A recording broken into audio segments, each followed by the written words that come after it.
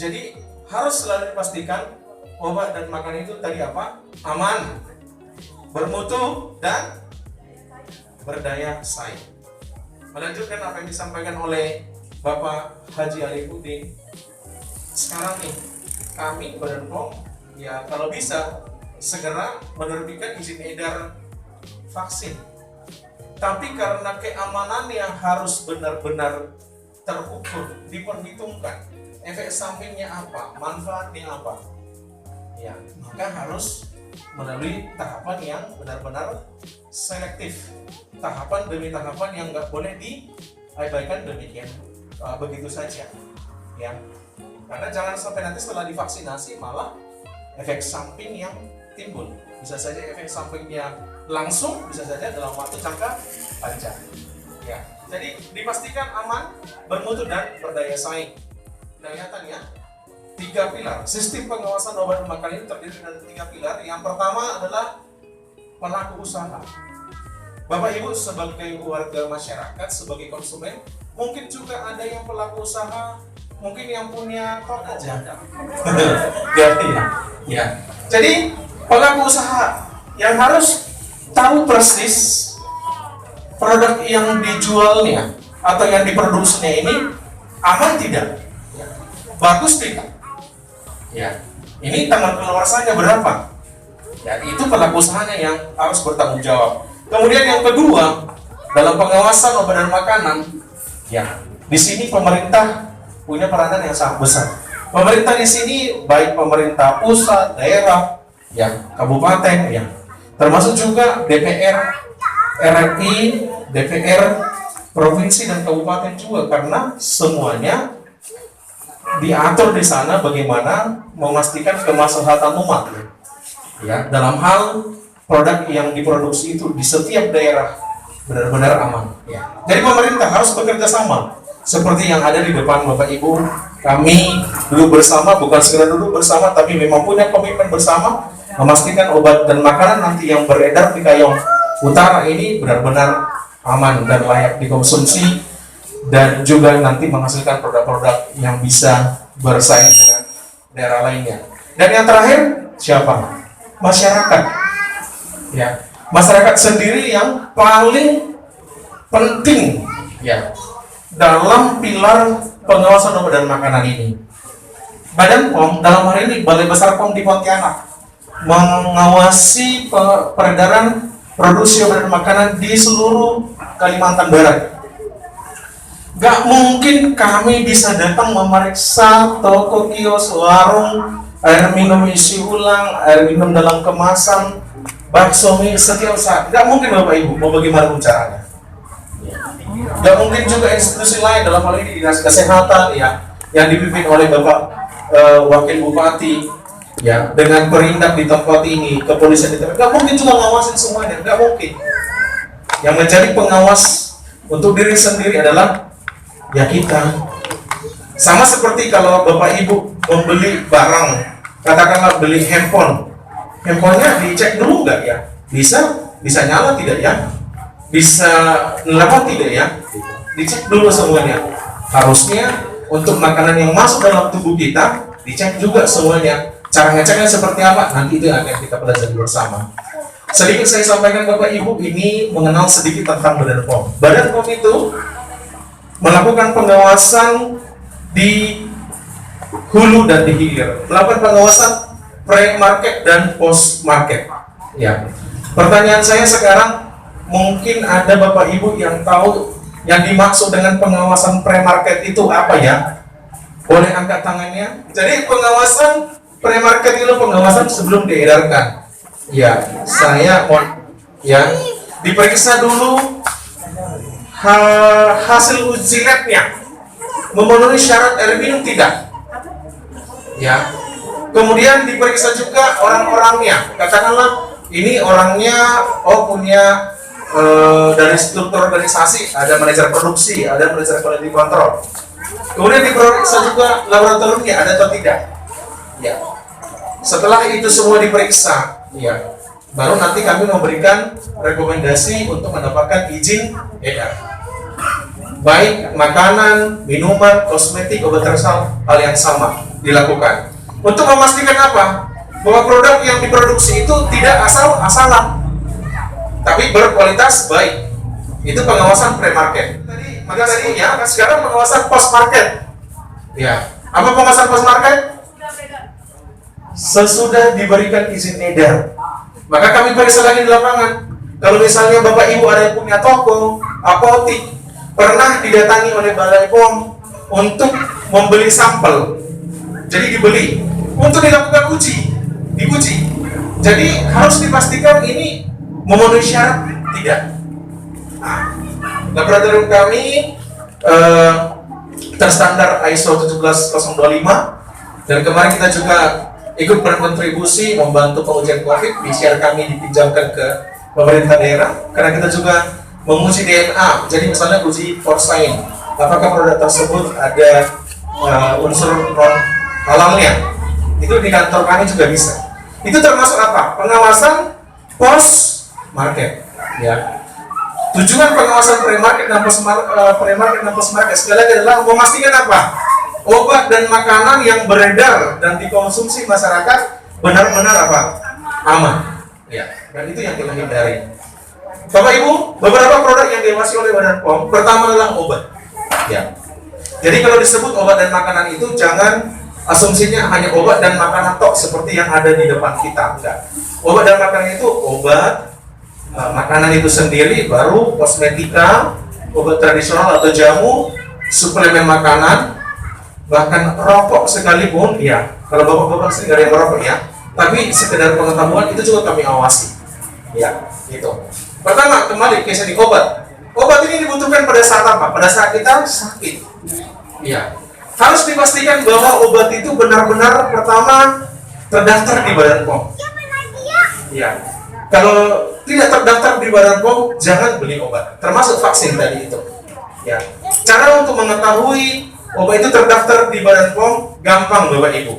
Ya, jadi ini contohnya beberapa golongan obat. Ya, golongan obat pertama adalah golongan obat keras, golongan obat bebas terbatas, dan golongan obat bebas. Ya, golongan obat keras ini ditandai dengan lingkaran merah dengan tulisan K di tengah-tengahnya, artinya keras. Ya, kemudian ada juga penggolongan yang lebih tinggi lagi, narkotika, ditandai dengan logo seperti ini dan ada tanda plus di tengah-tengah, dan psikotropika. Ini produk-produk hanya didapat di mana? Apotik. Jangan dibeli tempat lain. Ya. Dan pertanyaan saya, ya, seperti ini contoh produknya. Pertanyaan saya adalah di produk obat yang golongan obat keras biasanya tertulis apa di sana? Harus dengan resep dokter. Ya, semua obat keras ada seperti itu. Jangan sembarangan konsumsi obat-obatan. Ya, ada orang yang membeli obat untuk supaya menambah nafsu makan. Ada nggak supaya gemuk? Contoh obatnya itu siproheptadin, dexamethasone. Itu sebenarnya tidak baik Bapak Ibu. Mungkin itu kelihatan akan gemuk. Ya, jangan kalau lihat gemuk lihat saya ya. Ya. Itu bisa saja kelihatan gemuk, tapi itu namanya gemuk popong, kosong dia. Kalau di kefarmasian disebut itu moon face atau muka bulat. Jadi bulat wajahnya, ya mukanya, tetapi sebenarnya itu kosong. Dan tulang-tulangnya itu biasanya tidak kuat, udah rapuh. Serapuh hati orang yang sedang putus cinta. Help me my love, my honey, my darling. Gitu. Jadi nggak boleh sembarangan. Iya, termasuk antibiotik. Jadi kalau ada edaran jangan membeli obat antibiotik sembarangan, itu tujuannya apa?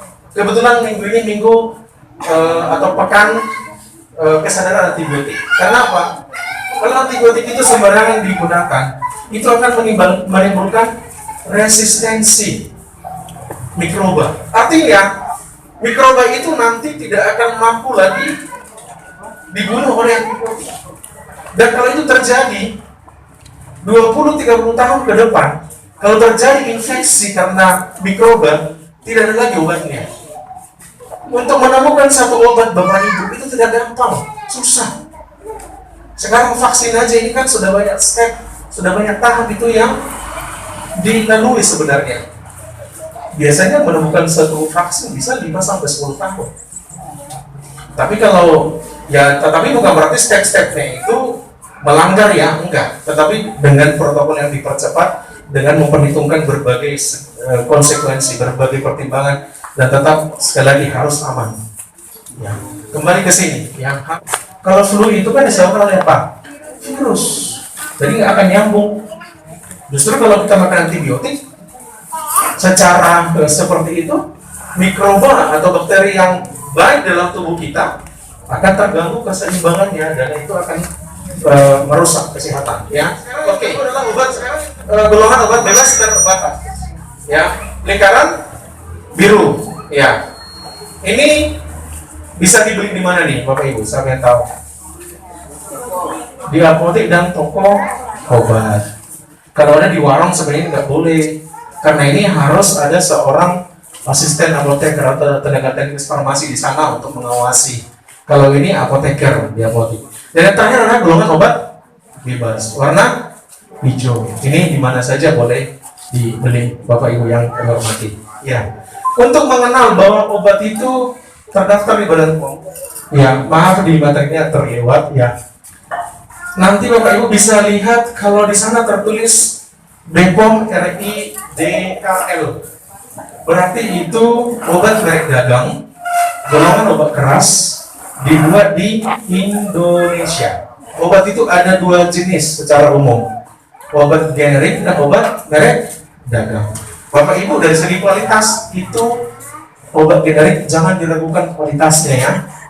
Jangan nanti saya harus obat merek dagang atau mungkin disebut paten.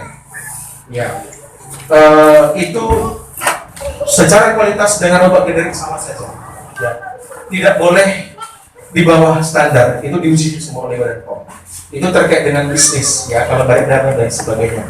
Bukan terkait dengan apa? Mutu. Ya. Jadi kalau ada merek dagang tadi golongan obat keras dan dibuat secara lokal, maka ditulis di sana DKL. Kalau generik obat bebas terbatas dan produk impor ya, berarti GTI. Paham ya, Bapak Ibu? Siapa yang pernah membeli, melihat, bahkan mungkin menggunakan ini? Ada estrabinahom, ada laba-laba, ada samreno, ada tawon liar, ada jamu batal. Siapa nih? Ini produk-produk obat tradisional yang tidak terdaftar. Iya. Jadi Bapak Ibu, yang seperti ini banyak dijual, harus kami akui. Tetapi kami juga sudah berusaha melakukan pengawasan dan pembinaan. Izin Bapak Haji Ali Pudin akan berhormati. Banyak yang harus sampai kami proses hukum. Sebenarnya tidak mau kita. Ada. Inilah yang sebenarnya kami datang ke sini supaya kita sama-sama mengerti. Ya, melalui pembinaan seperti ini. Karena apa? Yang dirugikanlah masyarakat. Ini diberikan atau ditambahkan dengan bahan kimia obat yang dosisnya kita tidak tahu berapa. Ya kan?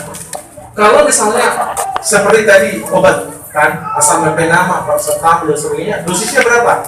500, 100 atau lebih, itu jelas. Ya, dipakai berapa? 3 kali sehari sebelum makan atau sesudah makan, itu jelas. Tapi kalau seperti ini, kita nggak tahu dosisnya. Makanya kenapa orang tiba-tiba ada yang gagal ginjal, ada yang tiba-tiba lemas dan sebagainya. Karena apa? Jamu-jamu seperti ini ditambahkan bahan kimia obat tanpa dosis yang benar. Ya. Nah, sekarang bagaimana kita mengetahui obat tradisional ini terdaftar atau tidak di Badan POM? Gampang. TR baru diikuti oleh 9 angka di belakangnya. Sama seperti obat tadi, ada 11 angka di belakangnya, semua itu ada artinya. Diproduksi oleh perusahaan siapa, diberikan izin tanggal berapa, kemasannya apa, semuanya itu ada artinya. Ya. Jadi ini kembali ke obat tradisional, dibentuk 9 angka di belakangnya, itu diawali dengan BPOM RI TR. artinya tradisional dalam negeri.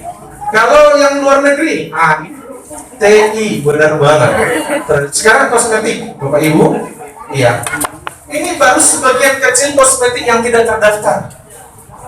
Banyak sekali kosmetik yang, apalagi yang mahal-mahal itu dipalsukan loh Bapak Ibu. Ya, karena saya perlu menjelaskan jenis pangan itu ada 3. Nanti supaya tahu. Iya. Pangan yang pertama adalah pangan siap saji. Pangan segar dulu ya, pangan segar. Yang kedua adalah pangan siap saji, dan yang ketiga adalah pangan olahan. Sayur, buah, daging itu termasuk pangan segar. Pangan siap saji itu termasuk bakso. Bakso itu sebenarnya bisa siap saji, bisa saja pengolahan sebenarnya. Ya. Tapi pada umumnya kalau katakanlah bakso yang baru dibuat hari ini langsung dimasak disajikan itu siap saji, ya gitu. Ya. Jadi yang itu pangan siap saji dan pangan segar. Dan pengolahan seperti apa? Itu produk yang diolah sedemikian rupa, kemudian diberikan label, bisa didistribusikan kemana saja dalam waktu yang lebih lama. Dengan syarat apa? Labelnya harus lengkap. Pangan segar, pangan siap saja nggak perlu dilabeli. Untuk mengetahui bahwa makanan itu sudah terdaftar di Badan POM, terutama untuk pengolahan. Ayo, tadi sudah ada yang menyebut BPOM RI MD. Itu berarti makanan yang diproduksi dalam negeri. Kalau dari luar ML. Betul Bu. Satu tindakan untuk masa depan, baca label sebelum membeli dengan tagline Badan POM checklist seperti ini. Checklist itu tanda centang berarti ya. Pertama, cek dulu kemasannya. Kemasan yang masih layak untuk kita beli dan kita konsumsi seperti apa? Kemasan makanan, minuman, obat yang seperti apa? Pertama, masih tersegel. Yang kedua, apa? Tidak karatan. Ya, pernah nggak lihat karatan makanan kaleng? Bocor mungkin digigit tikus, bisa. Robek, ya. Sudah penyok terlalu dalam dia. Itu semua ada penyebabnya. Kenapa kita nggak usah beli? Atau pernah nggak lihat makanan kaleng menggelembung kalengnya? Nah ini sering saya tanya tuh, makanan kaleng yang menggelembung, jadi itu membesar. Ya, itu karena ada satu bakteri yang tumbuh di dalamnya, dan bakteri itu sangat berisiko pada kesehatan. Siapa yang tahu bakteri apa tuh? Namanya adalah Clostridium botulinum. Kemudian cek label, ya. Minimal ada 8 informasi pada label. Mulai pertama, nama produknya. Yang kedua, izin edarnya. Tanggal produksi, oke. Tadi saya sudah bilang keluarsa. Komposisi. Legalitas apanya, Bu? Tadi aku udah bilang, Bu. Ya. Alamat produksi 3. Tanggal kadaluarsa. Merek, oke, 4. Berat bersih 5. Sudah saya bilang. Angka nilai gizi boleh. Alamat palsu. Oh, bukan. Alamatnya.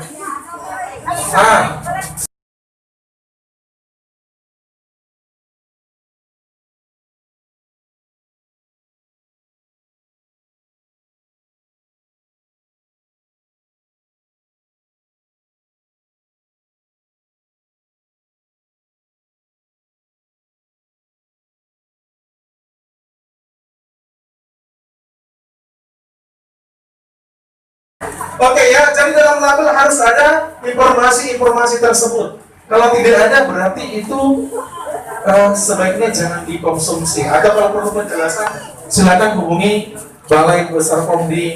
Yang ketiga adalah izin edarnya. Dan tadi itu sudah kita sebut satu persatu. Untuk makanan yang berisiko tinggi kemudian diproduksi dalam skala besar itu BPOM RI, MD, dan ML. Tapi kalau skala rumah tangga, izin edarnya apa? Jadi PIRT adalah pangan industri rumah tangga yang bisa kita peroleh dari Dinas Kesehatan. K di sini maksudnya kadaluarsa atau batas akhir pemakaian. Batas akhir. Suatu produk itu dijamin aman oleh produsennya. Jadi yang menjamin aman sebenarnya apa? Produsennya. Mereka yang menentukan. Sepanjang disimpan pada petunjuk penyimpanan yang ditetapkan. Jadi makanan ini bisa saja belum kadaluarsa tapi udah rusak. Ini disimpan di mana katanya? Simpan pada suhu yang sejuk, terhindar dari matahari langsung dan benda-benda berbau tajam. Ya, oleh karena itu ingat, batas akhir sebuah produk dijamin oleh produsen masih layak untuk dikonsumsi sepanjang disimpan pada petunjuk penyimpanan itulah tanggal kadaluarsa.